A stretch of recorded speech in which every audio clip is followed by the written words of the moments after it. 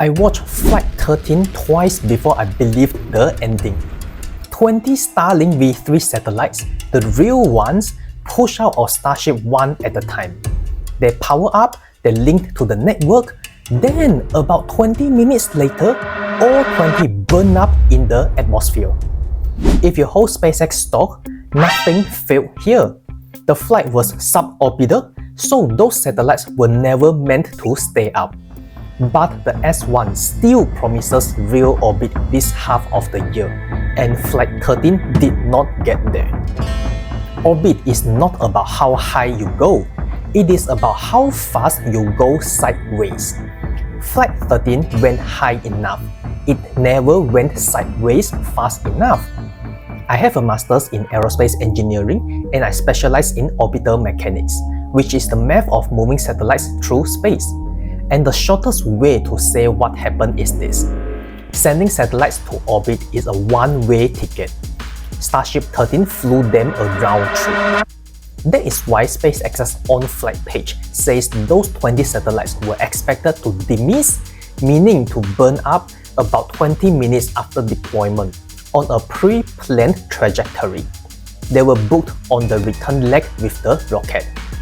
That is the plan working, not a failure report. But the problem lives in a different document. SpaceX told investors in its IPO filing that it expects Starship to commence payload delivery to orbit in the second half of 2026. To orbit, where things stay.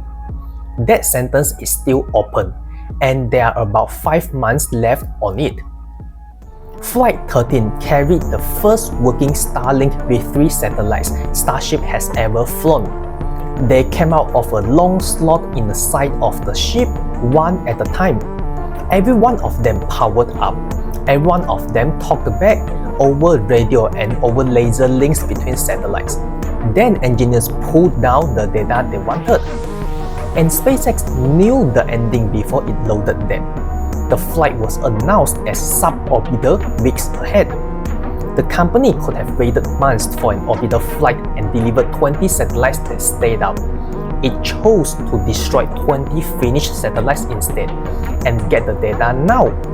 Somebody had to sign that off. You do not make that trade unless the information is worth more than the hardware. And the hardware here costs less than it sounds. SpaceX already has more than 10,800 Starlink satellites in orbit today. 20 is not a dent in that. 20 is the price of finding out whether the V3 design works in space months before the alternative would have told them. That matters to your money, not just to an engineer. Starlink is part of SpaceX that actually earns. V3 is how Starlink grows. And Falcon 9, the rocket that flies almost every week, cannot carry a V3 satellite at all. Not fewer of them. 0. SpaceX wrote that in the filing itself. Falcon 9 carries the older V2 mini design instead, usually 24 to 29 per launch. But one V3 Starship can carry up to 60 V3 Starlink satellites. And because each V3 moves about 1 terabit of data per second, SpaceX told investors that one Starship load is roughly 20 times the downlink capacity of one Falcon 9 load. 20 times from the same company by changing rockets. So, if you own SpaceX or you are waiting with cash for a lower price, the question this flight puts in front of you is narrow. Did 20 satellites that lasted 20 minutes move your buy date closer or not at all? One more fact before the problem. After Flight 12 in May 2026, the FAA opened a mishap investigation and Starship did not fly again for 52 days. Hold that number, we will come back to it. The satellites worked on the first attempt. The new booster under them has not landed softly once. How much of that did you know before you decided what this company is worth? The ship is getting better. This new booster still cannot land. Super heavy is the bottom half, 33 engines, the part that does the heavy work at the start. On Flight 13, it did something it had never done before. All 33 engines fired through the high-thrust part of the turn back toward Texas. For the V3 booster, that was a first. Then it went for the landing, and about 10 of its 13 landing engines leaked. Around 5 were still firing when it hit the water. The splashdown was hard, faster than planned. A camera caught the impact. SpaceX recovered nothing. Now the 52 days. On Flight 12, in May 2026, the booster flipped badly, the turn back failed, and it hit the Gulf at roughly 1,450 kilometers per hour. The FAA called that a mishap and opened an investigation. Starship did not fly again until July 13, 2026. 52 days on the ground from one booster that missed its landing. SpaceX can build boosters faster than it can fly them, so a booster miss does not really cost hardware. It costs weeks, and weeks are what your money is waiting on. If this breakdown is useful, hit like and subscribe. I go 3 layers deep every week. But the other side of this has a strong version, and it is a real one. SpaceX picked the water on purpose. For the early V3 flights, they are aiming at the empty stretch of the Gulf instead of a tower with people and hardware around it. The tower already caught the older V2 boosters, and SpaceX flew them again, so the company has done the hard part before on the previous design. And after Flight 13, Elon said that unless the data review turns up problems, SpaceX will try to catch the ship with the tower on the next flight. That is not how a company talks when it thinks landing is unsolved. So both things are true at once. The turn back improved. A soft landing on V3 still has not happened. Flight 13 should have flown 8 days earlier. The rocket stopped itself. On July 16, 2026, the countdown ran all the way to engine start. 4 of the 33 Raptor engines did not light. The flight computer did not wait for a human to decide. It shut down the engine that had started and stopped the launch by itself. The rocket never left the pad. Elon posted the reason the same day. Some of the engines didn't start, triggering an automatic launch abort. Then SpaceX found out why. The problem sat in the pumps that feed liquid oxygen into the engines. Moisture got in and froze the moment it touched propellant that cold. 6 pumps showed the behavior. 4 engines would not light. SpaceX replaced Raptor engines before trying again. It would be easy to call this one more Elon delay. He did not hide it.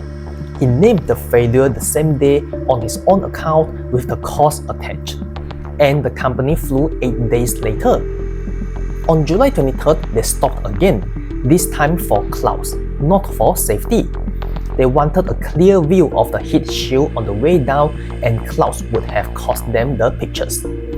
Then on July 24th, at 5:51 in the evening Texas time, it flew. And about 11 minutes after the last satellite left, Starship relit one engine for about 14 seconds. Relight means switching an engine back on after it has already been shut off in space. That is the move that gets a ship out of orbit later. It is how you buy a return ticket on purpose instead of never leaving in the first place. Then the ship came down and floated. Dan Heward, who narrates the company's launch streams, called it out live. This is the first time we have put an intact Starship in the water. He said it was a dream scenario for the team trying to get the heat shield data. Then he called it lucky number 13. This program burns money whether the flight works or not. SpaceX has put more than $15 billion into Starship. Its space segment spent $3.004 billion on research and development in 2025 and another $930 million in the first 3 months of 2026 alone. Bulls watched Flight 13 and saw working satellites leave the ship. Bears watched the same flight and saw a booster hit the water. Both of them are watching the wrong number. The burn does not move based on how the flight went. it continues either way. And that is exactly what the IPO money was raised to pay for. When you bought SPCX, you did not buy a finished rocket. You bought the funding of an unfinished one. Here is the part that puts a number on the weight. In July 2026, the Government Accountability Office, the federal auditor that reports to Congress, publishes its annual review of NASA's major projects. On SpaceX, it wrote that as of May 2026, the company had not yet demonstrated the technology it needs to store and move propellant while in orbit. The same report says the key demonstrations were already delayed by over a year. That report is about the moon lander contract, not about Starlink.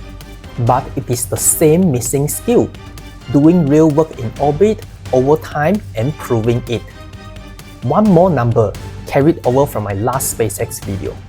I told you to watch $175.50. If SPCX traded about 30% above its $135 IPO price for 10 trading sessions before its first earnings report, roughly 10% of the locked shares would unlock early. Earnings are on August 4th, 2026. That is 6 trading days away. SPCX closed at $115.07 on July 24th, 2026. That route is dead for this window. The full mechanics of the lockup and the float are in that video linked in the description. Here are 3 things to watch. First, Flight 14. Shortwell hoped to at least attempt an orbital injection on that flight, and Elon says SpaceX will try to catch the ship with the tower unless the data review says otherwise. Both can happen on the same flight. Second, the boosters landing burn. 10 of 13 engines lit this time, and about 5 were still running at impact. Watch whether that count moves toward 13. Third, August 4th, 2026, when SpaceX has to talk about its own timeline out loud for the first time as a public company. 20 satellites did everything right and still came home to burn because the path they were riding was chosen months before any of them switched on. Flight 14 is the next one. When those V3 satellites leave the ship again, will they stay up or burn up on the way home? Last week, Elon sat down with The Economist for 90 minutes and gave the same answer for every company he owns, including this one. It cost me money to hear it. Click here to watch it now.